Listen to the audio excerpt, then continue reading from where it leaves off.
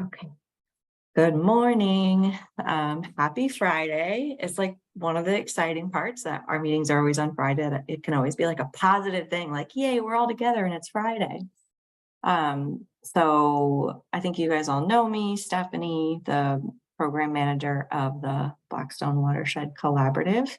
And for a little bit of context that's different today, I just flew back this morning at like 1 a.m. From New Mexico, where I was able to spend 4 days with the Center for Large Landscape Conservation and the Network for Landscape Conservation. And it was just the most, I mean, I love the Blackstone folks, and the reason why we're able to do so much work is because you're all wonderful and passionate and committed people. But I don't know if I've ever been in a room with such diversity of passion and commitment before from all over the country.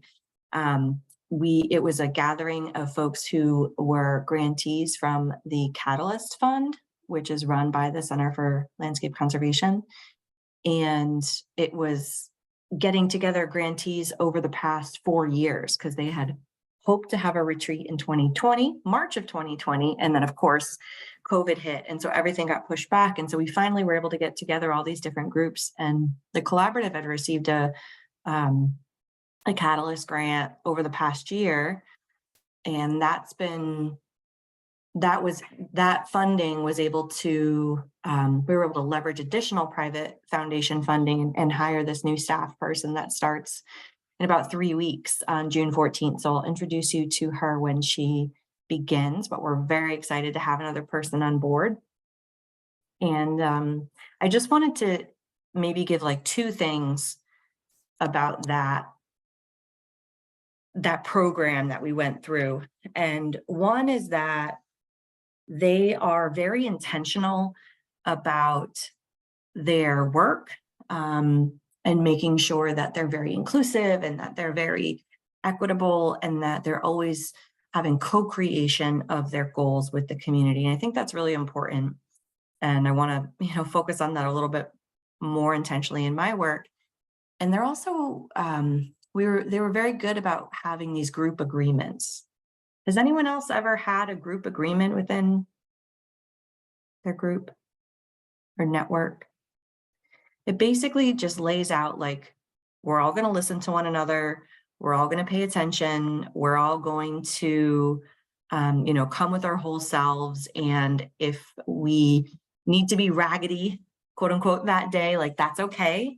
And it really focuses on being a whole person and, not just a professional, but a person first. And I had never experienced that in other venues. And I was just really taken aback by that and welcomed by it. So that's something that I'd really like to explore for our group, and maybe I can draft something and share it with everybody and see where you are, and see what folks think about editing that and making it work for our group.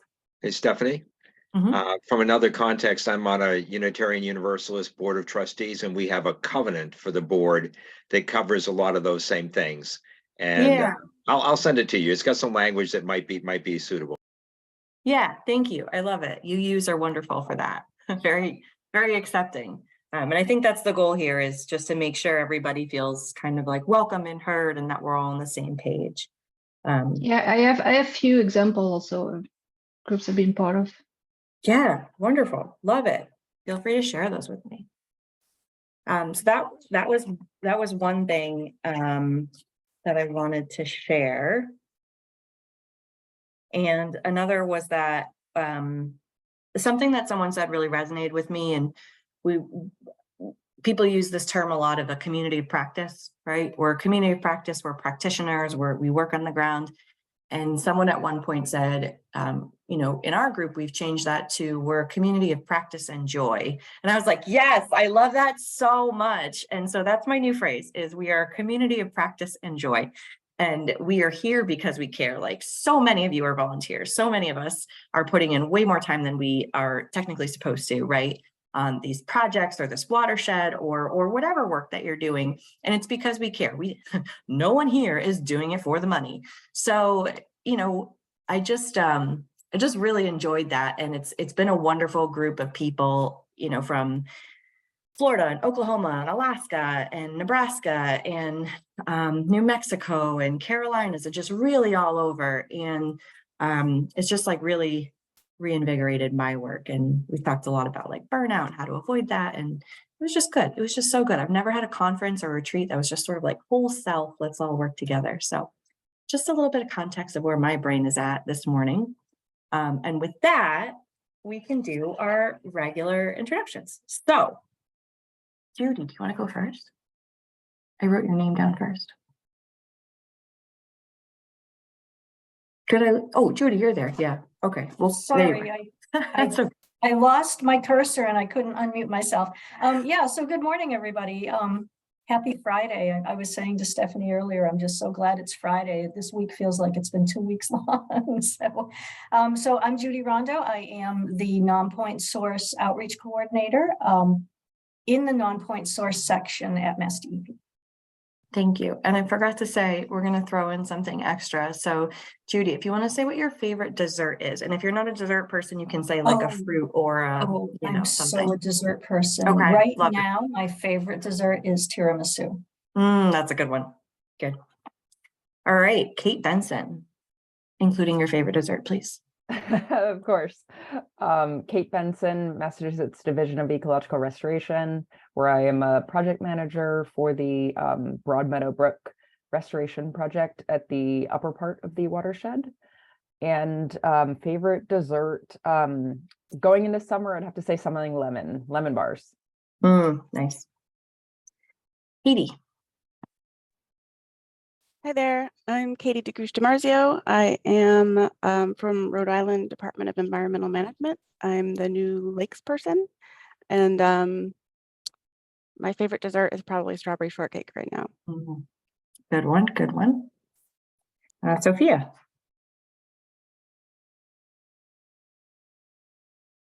Hello, I am Sophia.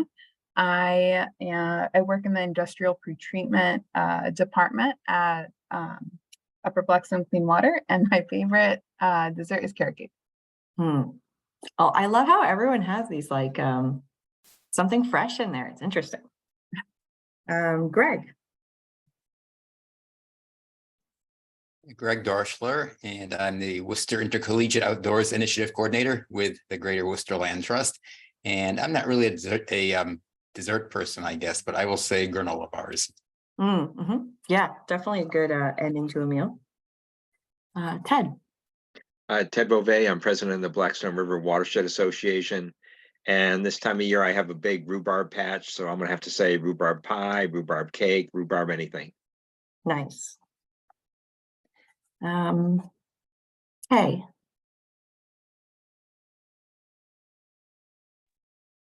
Hi, are you Kay? Is that what you said? Yeah, go ahead. Okay. Hi, I'm Kay Danherder, and I'm a member of the Uxbridge Board of Health. And what's your favorite dessert? By far, flourless chocolate cake is my favorite. You're a rich girl. Okay. Chocolate. Trevor. Hi, my name is Trevor Cirillo. I'm an intern with the Rhode Island DEM, and I'd say my favorite dessert is creme brulee. Fancy, very nice. Morgan. Hi, I'm Morgan Say. I'm a researcher at Clark University. I'm also part of the Tatnook Brook Watershed Association. And I'm not going to be at the event this weekend, sadly, because I'm going to New York, but I'll be at the Rhode Island Flooding conference next week, so on Thursday. So if anyone is also going, it could be fun to see each other. And I second Ted on this is time for rhubarb anything. And what was your favorite dessert? Well, rhubarb, right now I made the rhubarb tart, not pie, tart. With custard. It is really good. Thanks. Cassandra. Hi, everyone. My name is Cassandra Flores, and I am Senator Reed's Community Affairs Coordinator. My favorite dessert, brownies. I really like those. Classic. Nick. Hi, everyone. This is Nick Cohen from the Horsley Witten Group. My favorite dessert is chocolate chip cheesecake with graham cracker crust. Oh, interesting. I don't think I've ever had that. Very particular. Yeah. Allison. Good morning, everyone. This is Allison from the Rhode Island Department of Transportation. I'm in the Environmental Office of Stormwater Management Division. And let's see, for dessert, we'll go with a banana boat over with s'mores over a campfire, because camping with the Cub Scouts this weekend, and that's on the menu. Nice. All right. Good thing to get excited about. Sarah. Hi, everyone. I'm Sarah Bauer with Mass Rivers Alliance. I'm their Senior Technical Specialist, and I'll have to go with ice cream. Classic. Love it. Mark. Good morning. This is Mark Nemirovsky. I work for RIDOT as well in the Environmental Division. I'm a cookie guy, but I do want to throw out there that one of the Facebook groups I belong to are people who like to forage for things like mushrooms, and there's a subgroup of these people who are eating invasives like knotweed. They're picking very young knotweed and garlic mustard, and I can't imagine eating knotweed, but I imagine it. I'm thinking like rhubarb, make a Japanese knotweed tart out of that stuff and see if we can unleash the fat guys of the world like me to just eat this stuff to get rid of it, because I think that's the solution. So think out of the box, people. Let's go. Yeah. I've never tried it, but I love the idea. Mark Alio. Oh, you're on mute, Mark.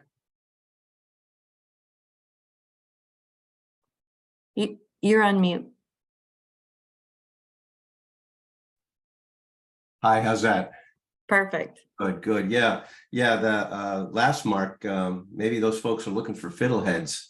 I remember back in the day, fiddleheads used to grow wild. So hopefully they don't eat any poisonous mushrooms. But anyway, I'm Mark Alio. I'm the former state director for the American Canoe Association and heavily involved with the Appalachian Mountain Club.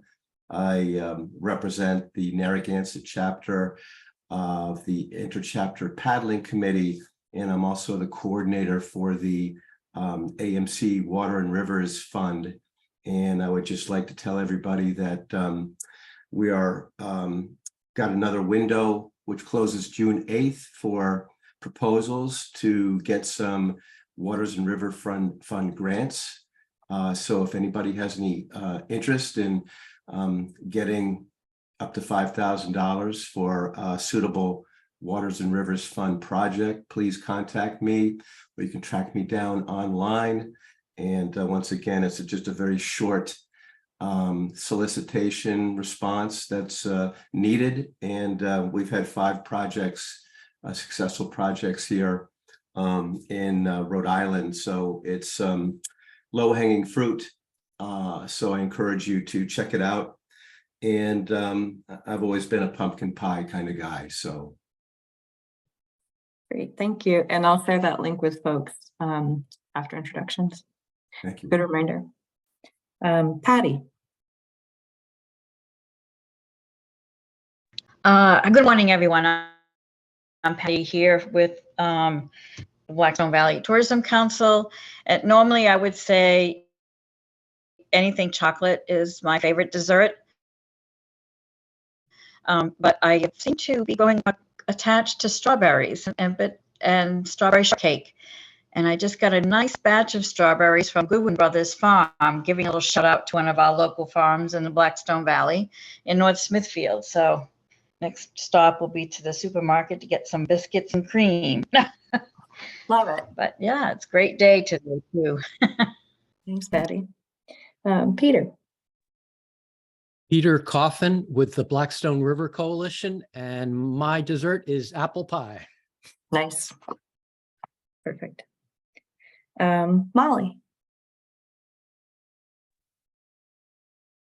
Oh, we can't hear you, Molly.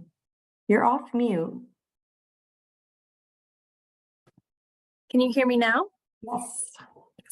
Molly Cardoza, I'm with the Blackstone Heritage Corridor, and I would say my favorite dessert is anything with lemon. Mm-hmm. Nice, thanks. Hillary. Morning, everyone. I'm Hillary King. I work with the Massachusetts Executive Office of Energy and Environmental Affairs with the MVP program. I pretty much never say no to dessert. I don't know if I can pick a favorite. Someone said cookies. Cookies are good. Strawberry rhubarb pie, pies, chocolate, whatever. I'm not going to say no. Love it. All right. And Daryl.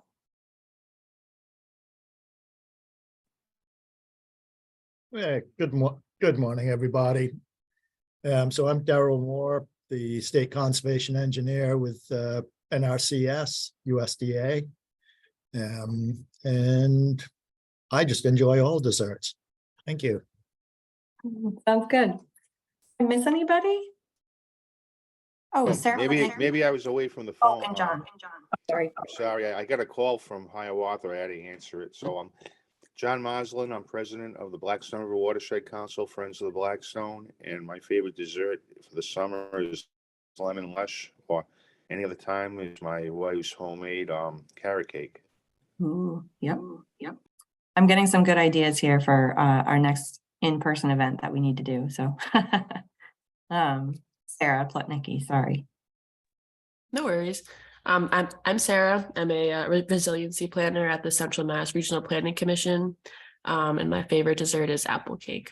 That's a good one. All right. Anyone else that I missed? Okay. So here I'm going to hand it over to Katie DeGusta-Marzio, and she's going to tell us a little bit more about water chestnuts and some of the exciting programs that we have coming up on the Blackstone. All right, can you hear me? We can. All right, I'm going to try to share my screen here. Hopefully that works. Yep. And Perfect. All right. Perfect. So my name is Katie DeGusta-Marzio. I'm work at the Rhode Island Department of Environmental Management. And I want to talk today in general about water chestnut, if you haven't heard about it, just to give you some background information, and then talk about the SNEP project that we have worked on. So I wrote a grant with NUIPIC, and we got funding from the SNEP program at EPA and Restore America's Estuaries to work with a number of projects or partners within the Blackstone River watershed, as well as the 10 Mile River watershed. And so I'll sort of end my talk really just focusing on that project. But just to give you a background, we'll start with why water chestnut isn't a problem. I'll talk about how to manage it, and really early detection and hand pulling are the best methods, and then talk a little bit more about other management options, and then the project that we're working on. If you have questions, just drop them in the chat, and then I'll try to get at them as we go throughout the rest of the meeting. So this is invasive water chestnut. This is just the one plant. So this picture over here is water chestnut in Valley Falls Pond. It's an actual pond. Even though you can't see any water, the plant water chestnut has just taken over this lake. But as at an individual level, this is what the plant looks like. It floats on the water and grows to be about, at its biggest, about 2 foot across, with all those one rosette can be about 2 feet across. So just looking at what the problems are with water chestnut, like any invasive plant, it will ruin recreational activities. So it really gets in the way of any swimming, any fishing. If you're trying to boat, whether it's a motorboat or paddling, if you're into watching wildlife, a lot of times it will, because water chestnut covers the surface of the water, and you can't see the water, like where ducks would usually land on a water course, they'll avoid going into water chestnut areas because they can't see the water. So while all that water chestnut is growing, it's altering the physical space in their habitat and that structure. So it's altering that habitat as well as changing the behavior of those animals, and that will really alter the established food webs that are happening in the system. So there's a multitude of issues once it comes to invasive plants. And this is a central pond here in East Providence is the largest population that we have of water chestnut in Rhode Island. So within the Blackstone River watershed and the 10 Mile River watersheds, this is kind of the map of what we know so far. The places in red is where we know that we have water chestnut. I know that it's very likely it's in other places that we just don't know about yet. But we've been monitoring lakes in Rhode Island for the past 15 years or so. And in the last 5 years, we've seen the number of lakes that we have in Rhode Island with water chestnut triple. So water chestnut is very quickly on the rise in relation to other invasive plants. Water chestnut is kind of just popping up in a lot of different places. So that's really why we're focused on it so much, is because it has such a rise in lakes that have it. So this is what it looks like. It starts with a seed in the bottom left corner of your screen. That seed has 4 points on it. It's about an inch across, and those points are they're very sharp, and they have little barbs on the end of it. So that's sort of the seed or the chestnut. And that one seed can germinate in the spring. And this is that circular rosette. Hey. Oh. Hey. Mark? Hold on. Oh, I think it's talking to someone else. So the rosette it will grow one rosette in the beginning of the spring, but then that rosette, in addition to that one rosette that it has in the spring, it starts to grow others. And so you can end up with up to 15 rosettes from just one seed. So the biomass is really where we get the problem with invasive water chestnut, because that one seed can give you up to 15 rosettes if it grows throughout the season. So if you think about just the math of things, so this is one seed. Here I have the example is that it gives off 11 rosettes, might not get to 15, but each of those rosettes can produce 10 to 20 more seeds. So if we look at that one seed developing 11 rosettes, and then all 20 seeds are produced on that one rosette, you can have, like here is 220 seeds total by the end of the fall. But if you get all 15 rosettes and you get all 20 seeds, it can be over 300. So the rate of multiplication is so extreme for this plant. That's really why we get nervous about it. So all of those seeds will fall off we just call it, say, drop. The seeds drop off the plant. They settle to the bottom of the ponds. Sometimes they can float downstream, or they can get attached to feathers on a bird. They can get attached to fur on wildlife, and brought to different places.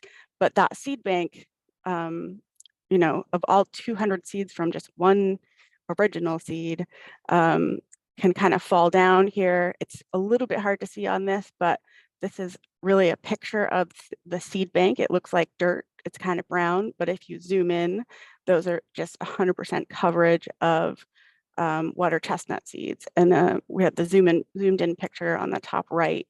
That's has 156 seeds in that one little picture. So this is sort of where the seed bank becomes the issue, is that you just have this sort of plethora of seeds that will emerge in the spring, one rosette to 15 each. So the other part of that is that the seeds, if they don't germinate the following year, they may germinate up to 12 years later. So if the conditions are not right for it to germinate, it can just hang out for a number of years. So if we just look at sort of a yearly cycle of, if year one, you get one seed that germinates in a lake in the spring, they usually germinate in May. By June, you have rosettes popping up. So maybe one seed, you might have 4 rosettes growing. If you have 15 seeds develop per rosette, and those seeds are developing underneath that plant, so just underneath the water, by the winter, you'll have 60 seeds that will overwinter and then come up the next spring. So in year 2, even if only 2/3 of those 60 seeds decide to germinate, you have 40 seedlings. They grow up to have 4 rosettes each. You get 160 rosettes, and that by the end of that second fall, you have 2,400 new seeds. And that's, if you add the additional 20 seeds from the year before, your seed bank is 2,400, over 2,400 seeds. But by year 3, it gets pretty astronomical. And you have a little over 1/10 of an acre of rosettes growing. And then by this fall, you'll have almost 100,000 seeds. So by year 4, you get to almost 4 million. So the math is kind of, it's kind of astounding. But really the take home message here is that if you can catch and detect water chestnut but in year 1 or 2 and pull it, it's a lot easier than if you let it go to year 4 and you have over 5 acres of water chestnut. So the key here is really early detection. And I'll just share, because it can get a little depressing, but the take home message of Lake Champlain. Lake Champlain is lake in between New York and Vermont, up north. Really the length of it is kind of the similar size to the length of the Blackstone, like in terms of like size comparison. But they've been dealing with water chestnut since 1982. They've been trying to manage it. I won't get into the details, but they have a lot of research. They have a nice graph here of the amount of money they've been spending on water chestnut from 1982 to 2014. The units on this are in hundreds of thousands of dollars. And the take home message is really that water chestnut is a long-term problem and it's not going away. And so we need to learn to manage it. The other take home message is that it takes sustained efforts across many communities to manage. And so with those 2 points, we decided really to work on this project.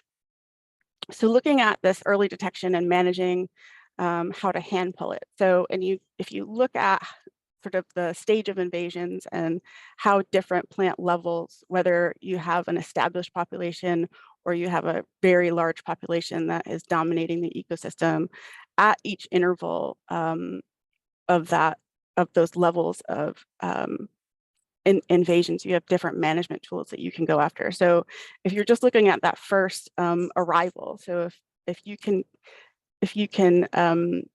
catch the plant before it arrives and prevent it, that's the easiest way to do it. That's your best bet.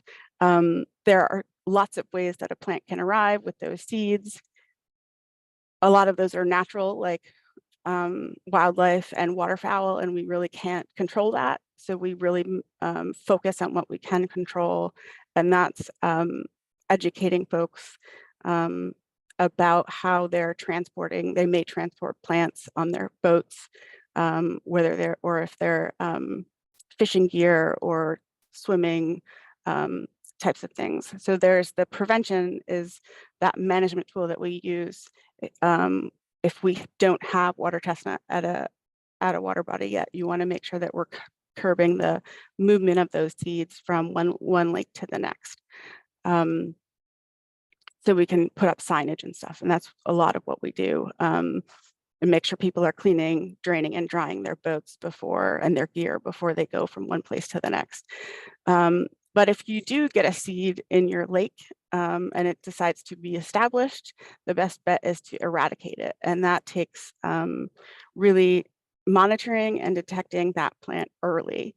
So we have a lot of outreach material about how to spot it. So this is a flyer that we have. It's available on online. Trevor can put the link in the chat for you. Just to get folks comfortable with what it looks like. It has that like triangular shaped leaf. I will say it's very small in the beginning of June. So what if you're going out now, it can fit in the palm of your hand. It's a very small plant. But as the summer goes on, it grows bigger. The leaves are a little bit glossier. You may be able to see the little itty bitty white flower in the middle. And then by mid-July, the seeds start forming underneath that plant. And it's, here it's almost twice the size of my hand.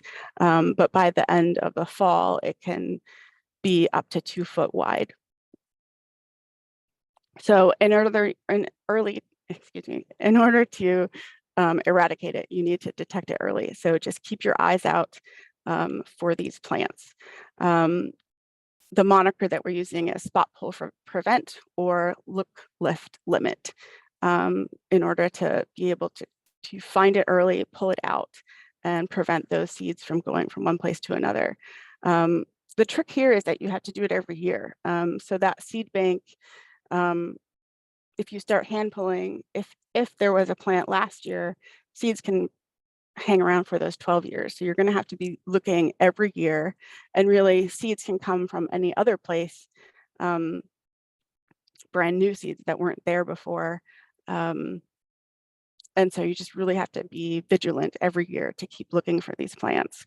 It's ideal to be hand pulling when your population is less than an acre, so it's more manageable. But we've seen some groups that are full-time funded folks that can handle pulling up to 5 acres a year. So, looking back at sort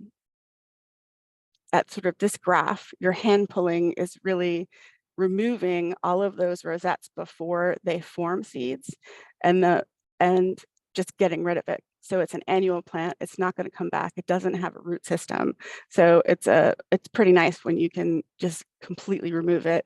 It's a very rewarding feeling when you can get rid of a plant. And the hint is really to get it early, because while it's only just one rosette and one seed is the best way to do it. So we have community events coming up to pull water chestnut throughout the region.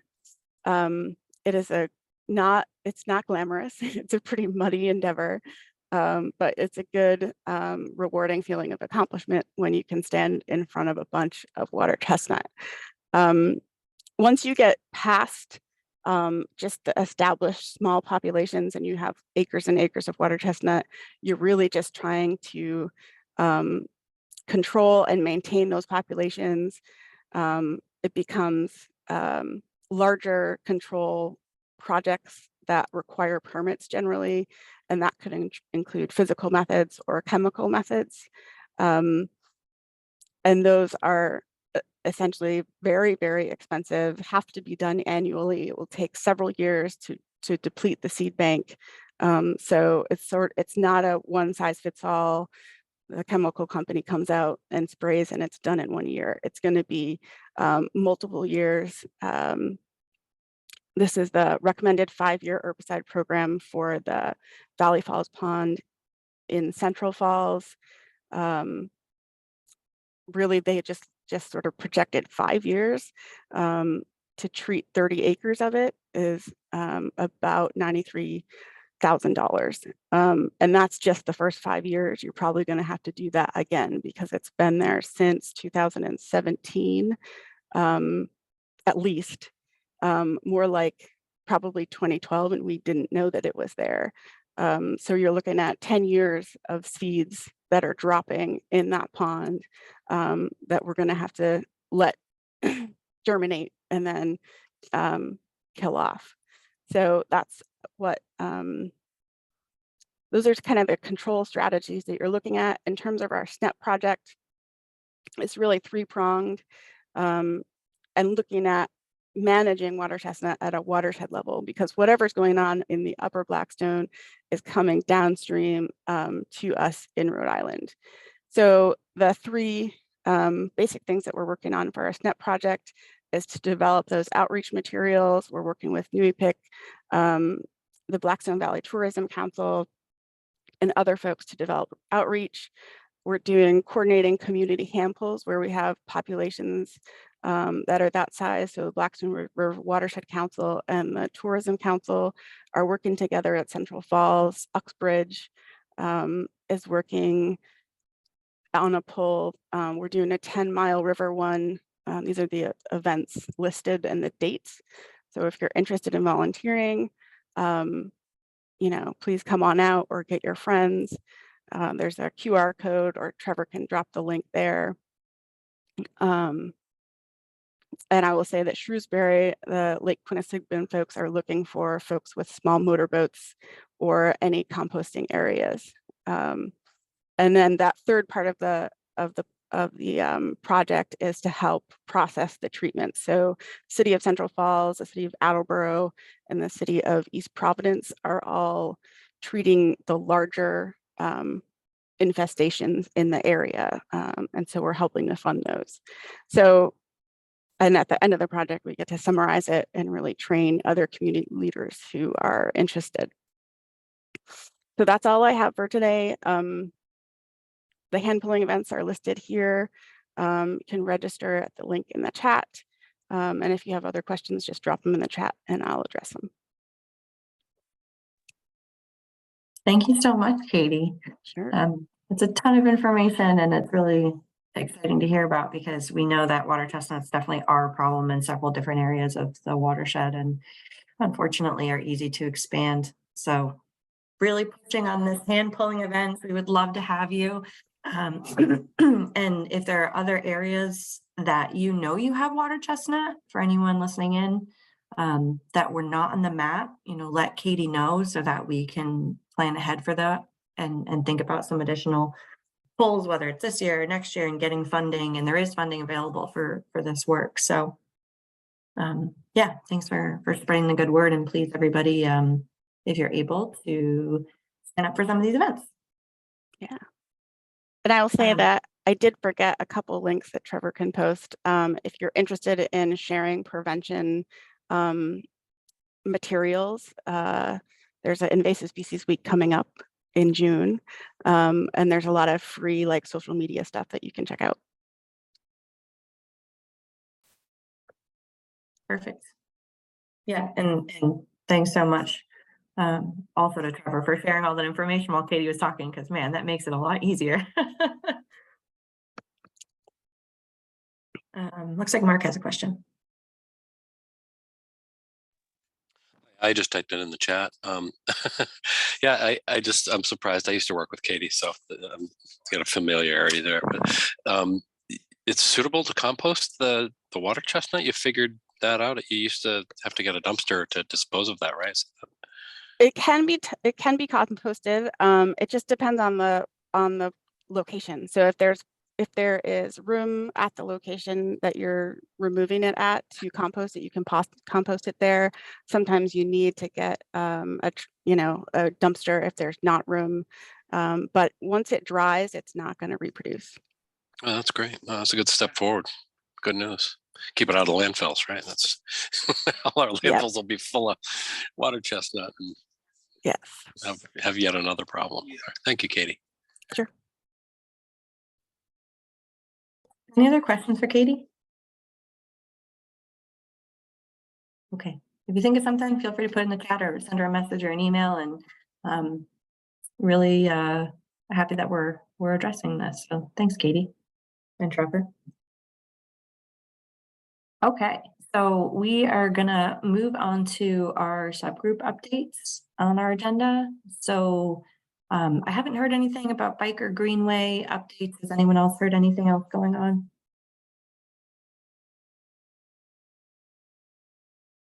Okay, university work.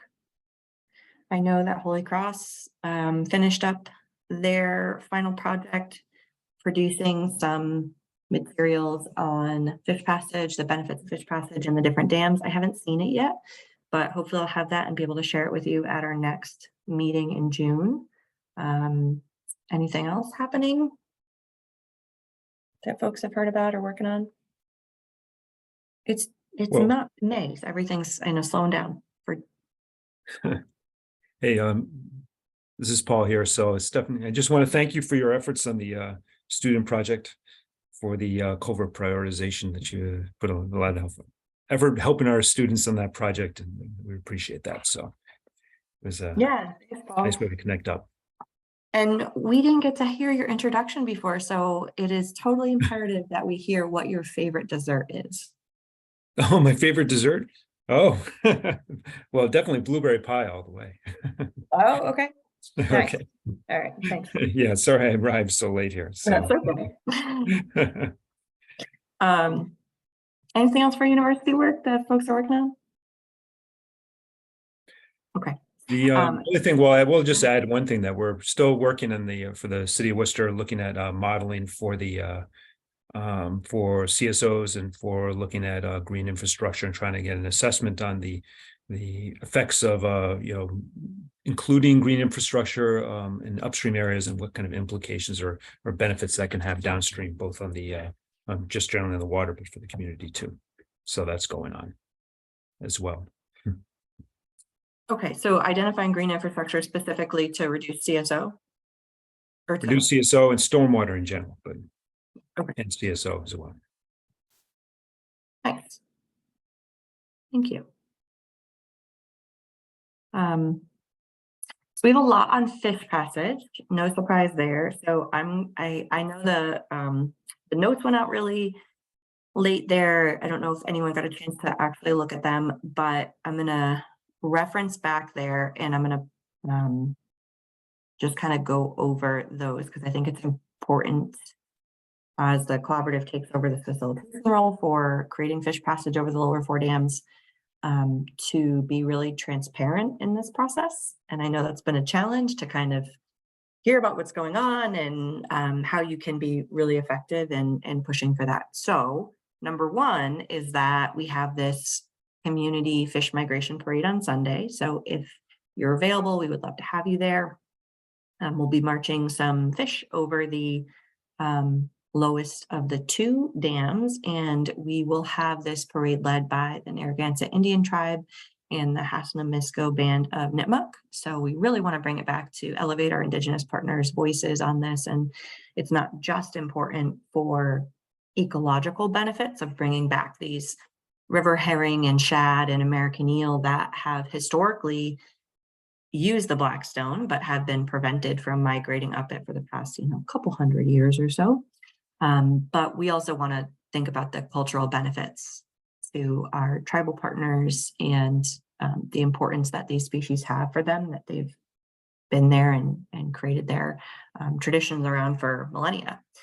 And also bring it back to the economic benefits of creating this forage base for other species and really improving the entire North Atlantic population. So a lot of benefits there. And because of all of those benefits, we are submitting comments to a couple of hydro projects that are proposed. So one is the Elizabeth Webbing Dam. So I don't want to speak for DEM, but I'm going to summarize what I was told by DEM at a meeting last week. And what they said was that DEM purchased the Elizabeth Webbing Dam specifically in order to lower it, which is what their covenant requires, by at least 2 feet. And they want to own it specifically to allow fish passage. Like that was the goal. It's not a financially smart decision to buy a dam. I don't know why, people would want to do that, but they're DEM, right? They want to have fish passage. So that's the goal. But this hydro application came in kind of at the last minute, and it's not a very big dam. And so it would be a relatively small amount of hydro. It's a 700 kilowatt potential project. And DEM is not supportive of that because it would preclude them from lowering that dam potentially. And basically you can't have both. You can't lower the dam and have hydro because it's not financially feasible once you lower it.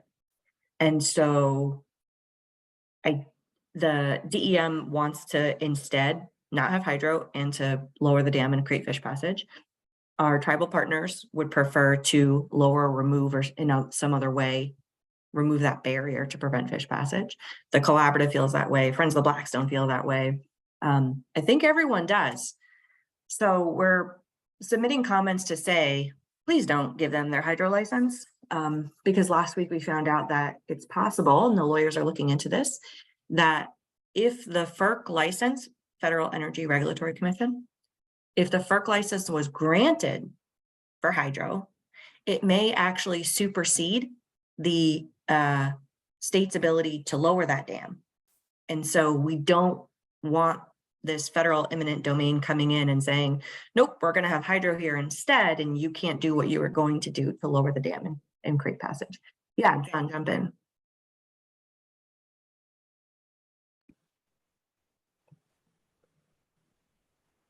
You're unmuted. Okay, there's a lot of confusion with within FERC because Ashton submitted a letter withdrawing a permit, but the permit that they were withdrawing was the second permit for the Ashton Dam. So people got confused about that. So New England Hydro is just stating to FERC that the second applicant has withdrawn his application to FERC and that their application is the primary application to FERC at the moment. But I think they're like that's Ashton, right? That's Ashton, yes. So two different proposals. One's with Elizabeth Webbing, we're all kind of on the same page. And then there's Ashton, which there were two proposals for hydro on. One of them has been withdrawn, but there is still one proposal for hydro at Ashton.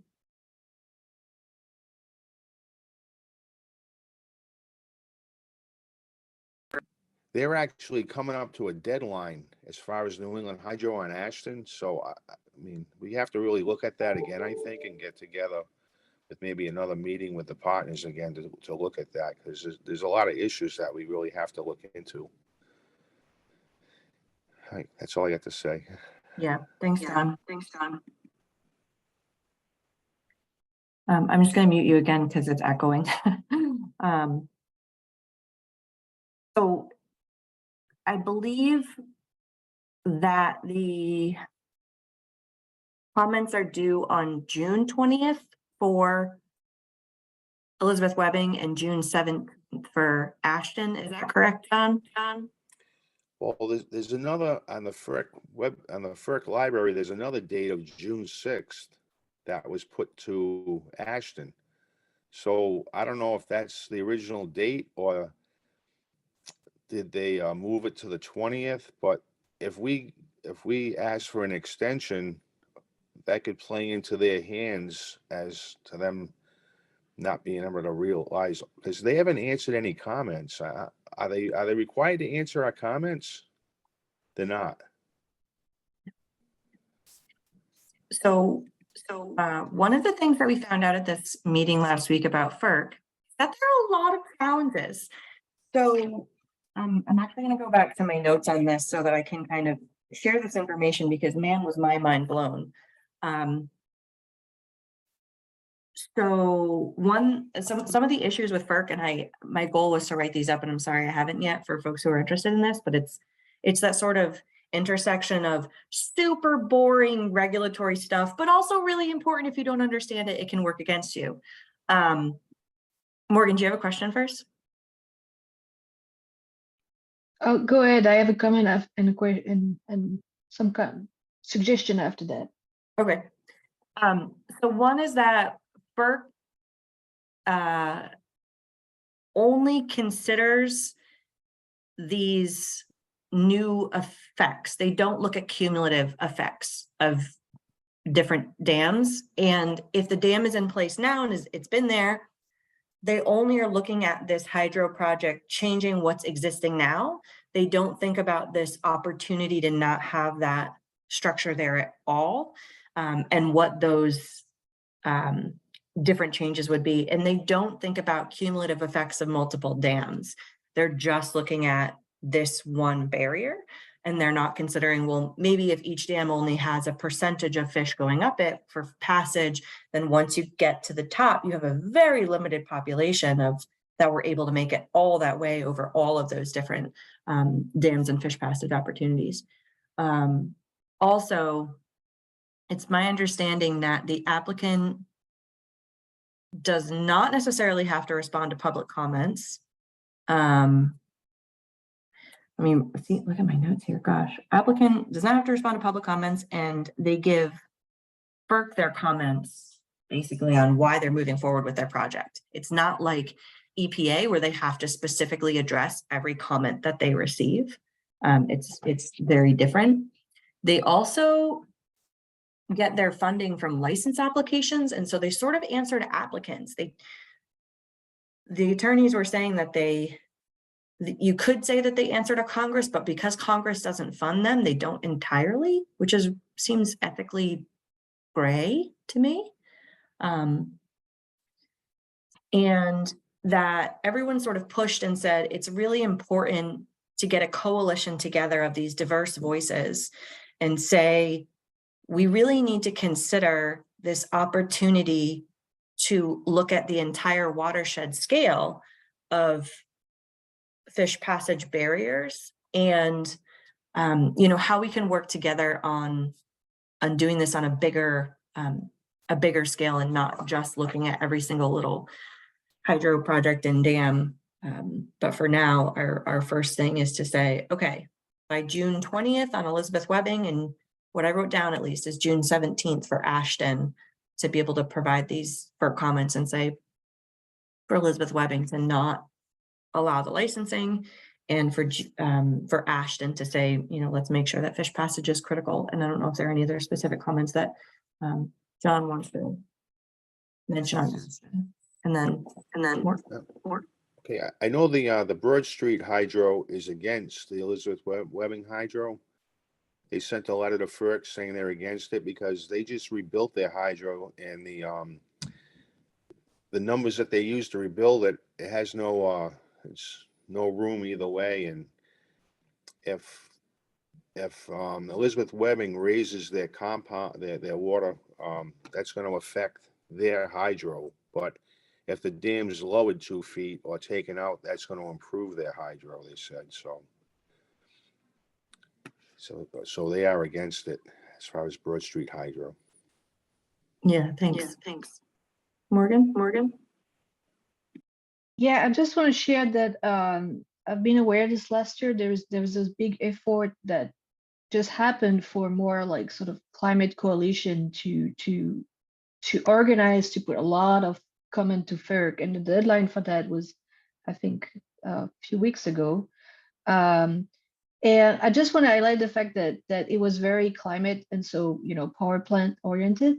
I didn't hear anything regarding hydro, but that doesn't mean that those people, I mean, they managed to organize, like put in hundreds and hundreds of comments. So I think there is really mass effect in this sort of effort when people are educated on the problems. And so I just want to say that could be interesting to maybe coordinate those efforts better, because they just focus mostly on fossil fuel projects.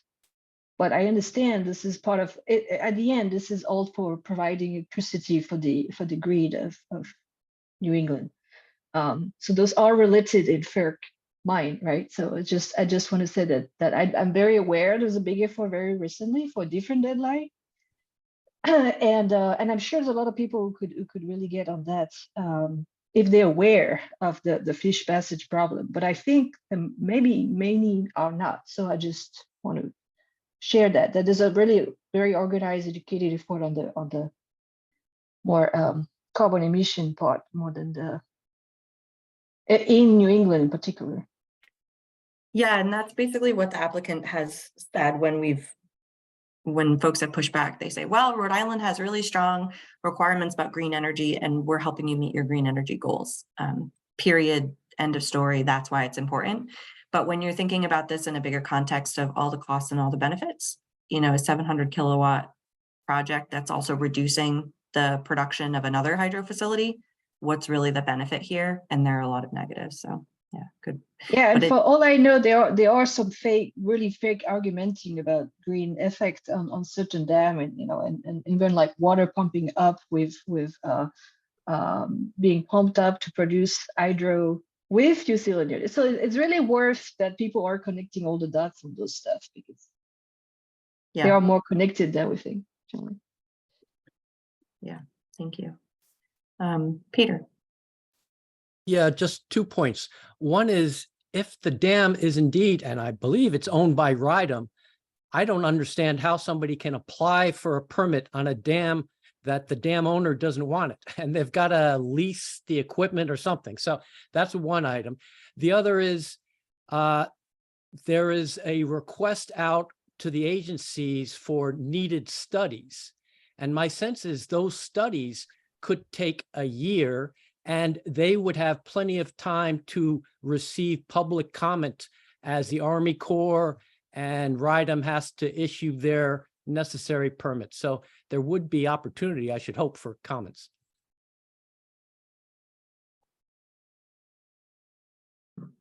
There are definitely opportunity for comment, but it's needing to get them to FERC at the right timing. And I totally agree with you. How could that be, that if the owner doesn't want the project? But apparently it's because it's federally licensed. And you know, we had 3 attorneys in the room when we were having this conversation, and everyone's eyes were like, what did you just say? You know, thank goodness for Fish and Wildlife that were able to kind of tell us this, and they're still exploring whether that's true. They said that if the dam was privately owned, it would definitely be the case that eminent domain would prevail, and the license would say, nope, I don't care what you want to do. I don't care if you own it. We get to go forward on this federal energy production. And it might still be the case with the state as well, of them owning it, but the attorneys are looking into that. Yeah, John. Katie McPherson from Save the Bay said dam rights and water rights are 2 different rights. So if the hydro is taking the water rights, that's different than the rights of the dam or something. I think moral of the story is that it's very confusing and complicated and not easy to navigate. So while I am absolutely no expert here, I hope to sort of be one of your points of contact, at least, to try and answer those questions and make sure that we can have this really concerted, coordinated effort for everybody to be on the same page and say no because. So I know that Smoke Signals has drafted some comments, and DEM is working on drafting comments, and I anticipate putting all of those together into some collaborative comments, and I will share those. And I think the goal is not to have one letter from the Blackstone Collaborative that says we have 20 partners that all support this, but to just copy those and send them on your own letterhead and say we have 20 comment pages or comment letters, because that's how FERC thinks about them, not how many groups have signed it, but how many letters they have. So please, please, please keep in touch on that, and I will share those with you. And if you can just feel free to copy and paste whatever we have there, or if you want to come up with something yourself, please feel free. And I've kind of outlined it in the notes that I had sent out, but we'll give you more info on that. So yeah, that's my update on Fish Passage. Anything else going on that folks want to talk about on Fish Passage specifically, and then we'll open it up to all other updates. Steph, I'll just mention as an aside that the discussion we're just having is not that much different from the discussion currently in the Green Worcester Advisory Committee about street trees versus solar panels and anticipated conflict going forward, but the desire to plant more street trees versus the desire to have more solar energy. And I think striking that balance is something that's going to have to happen in a lot of different places, where you don't want to eliminate something like street trees if there's a very minimal solar array that might be impacted by it, and vice versa. Yeah, that's such a good point, Greg. It's really true that it's one of those, especially with solar, I find it's one of those balances of you think you're doing the right thing environmentally, but you really have to think about the bigger context of what are the costs and benefits here. So yeah, good point. Okay, so we're gonna transition on to general partner update. So I do have one question. Yeah. Who did you say owns Ashton Dam? Was it the federal government? I was a little confused. Yeah, sorry. We talked about two different dams. So one is Elizabeth Webbing Dam, and that's owned by the state of Rhode Island, the Department of Environmental Management. The other dam, Ashton Dam, I think it's just privately owned. Who owns Ashton, John? New England Hydro bought the dam off of someone from Florida. So New England Hydro owns the dam at Ashton. And you guys think that eminent domain would allow us to be able to override the fact that they are owned privately or by state? No, sorry, I'll re-explain. So I I should have made Ashton wait. But Elizabeth Webbing is the kind of big one in question now. So Elizabeth Webbing is owned by the state of Rhode Island. It was purchased in order to lower it and create fish passage. However, this private developers come in and said, wait, I want to put hydro on this. And so if they get that hydro license from the Federal Energy Regulatory Commission, it would potentially supersede what DEM, the owner, wants to do. And they would be able to produce hydro instead of having the state do what they were required under their covenant, which is to lower the dam and allow fish passage. So that's why we're really pushing on comments to Elizabeth Webbing. Say, please don't allow this hydro because the benefits will be minimal and the cost will be huge. Separately, there's Ashton Dam, which is owned by New England Hydro. They have their proposal to put in the hydro facility there. That process is further along, and those comments are more about, please consider fish passage. Let's make sure that this happens within your hydro proposal. I'm not sure the specifics on that one, and I would defer to my far more knowledgeable partners on the specific comments there. Does that make sense? Okay, thanks. Okay, so general updates, and thank you for Sophia for putting in your river monitoring project. Maybe you can be a speaker for us next month and talk about the story map and walk us through it. Sure. Any other updates that folks have or want to share? I have an update.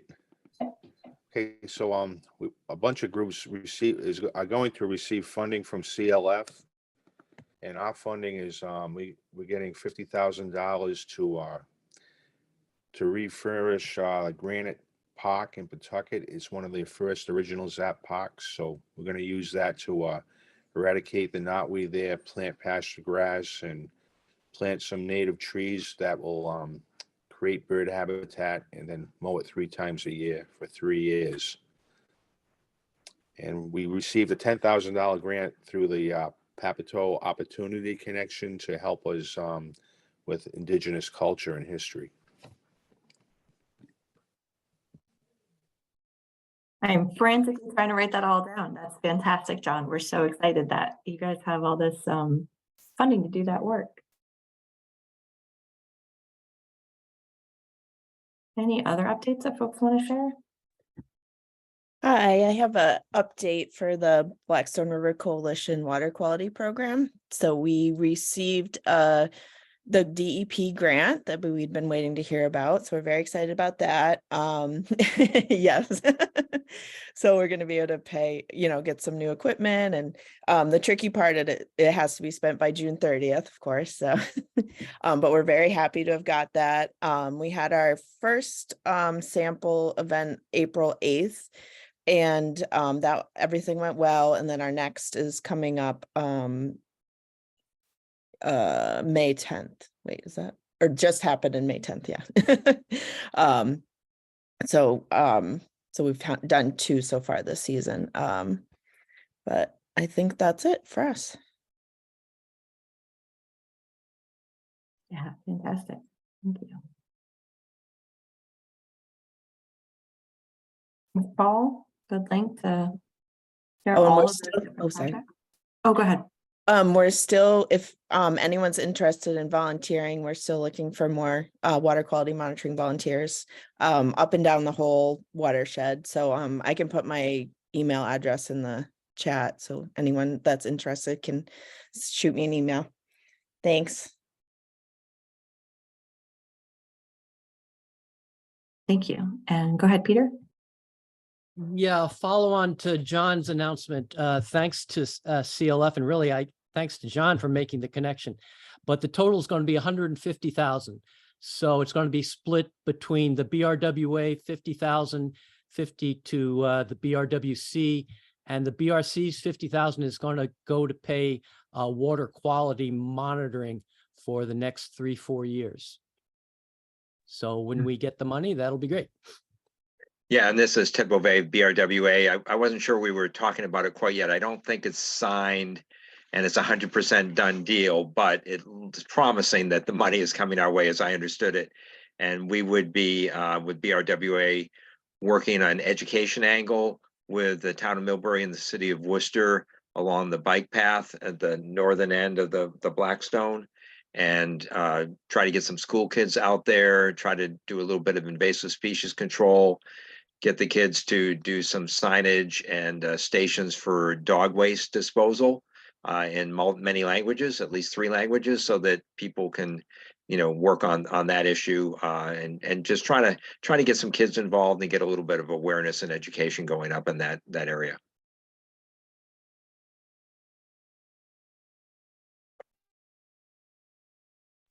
I was trying to get back to my mute. That is fantastic. It's really exciting to hear about all these different projects. And so to clarify, that money came through a SEP, right? A supplemental environmental project due to a violation.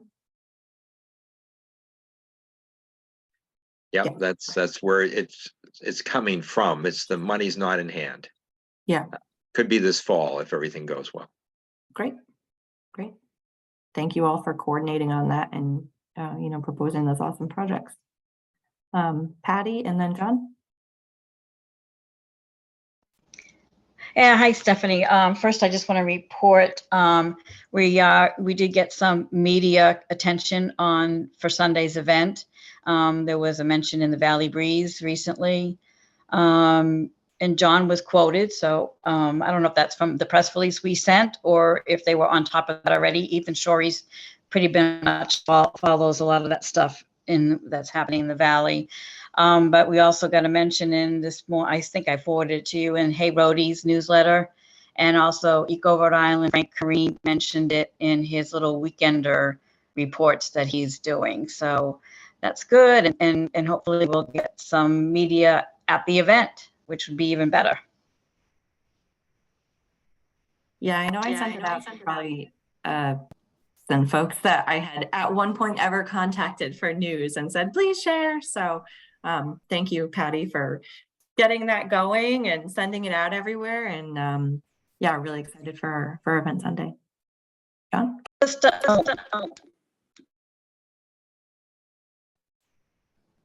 Go ahead, Patty.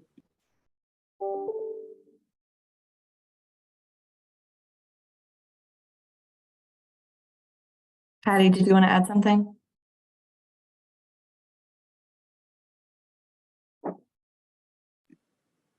Okay, go ahead, John. Okay, that the Haskell-Manisco Nipmuc Band also part of that. They're receiving $100,000 to study the sediment around Worcester. I don't really know what that entails. Do you think they're going to study the sediment where the back of Walmart, where the sewage, where the runoff comes in from Worcester? I don't know exactly what they're doing and where they're studying. But that's another part of that CLF settlement. And Woonsocket Call did contact me about the parade. So it's going to be some news in the Woonsocket or Pawtucket Times too. Yeah, fantastic. Thank you. And John, we were saying earlier that we are going to cross our fingers for the rain to hold off and have a really lovely outdoor event. After all these lovely dry days. Any other, oh, thank you, Patty, good reminder. Rivers at Central Landing, June 17th, 4 to 7. Other events that are going on, or other things people want to share?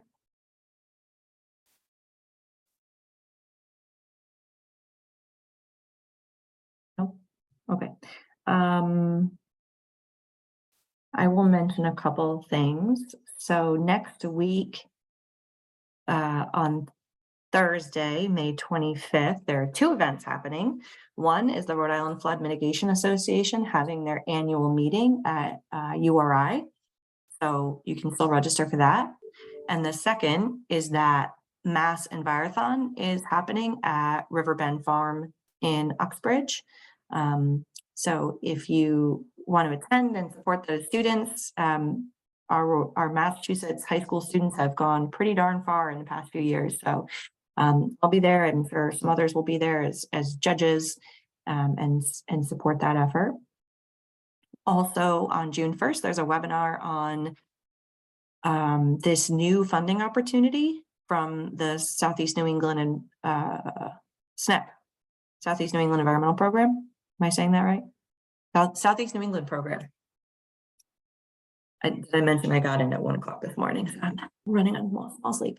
So I would definitely encourage folks to check that out. This is a new funding program that hasn't existed before, and it's specifically on stormwater and green infrastructure.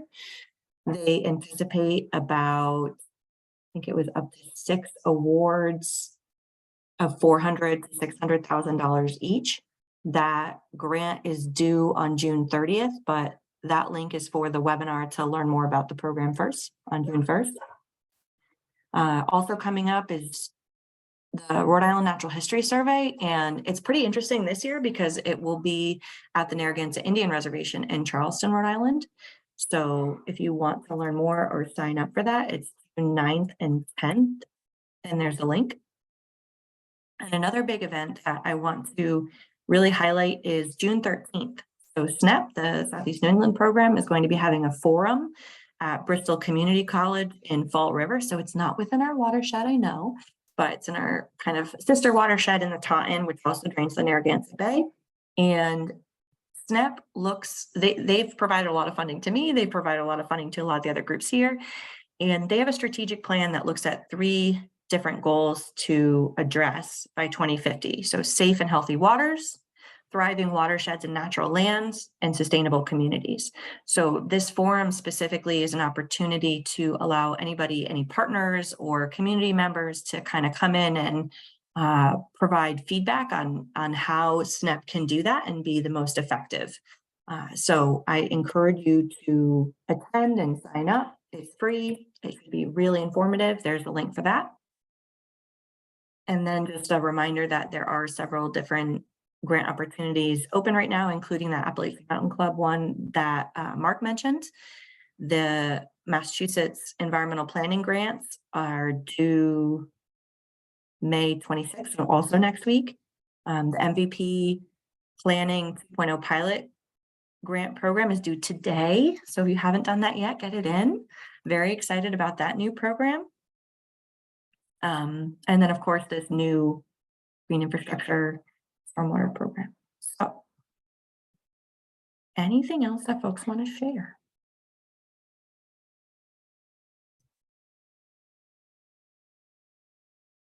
Okay. Well, I encourage you to just show up on Sunday. You don't have to register. You can just pop in and say hello.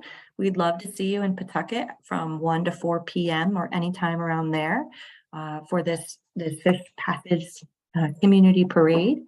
And with that, I will steal Patty's note here to put in my notes, but we'll let you go and you can go enjoy your lovely weekends. Thank you everybody for coming. Happy May, and we'll see you again in June. Take care. Thank you. Bye, Thanks. everybody. Have a great weekend. Bye.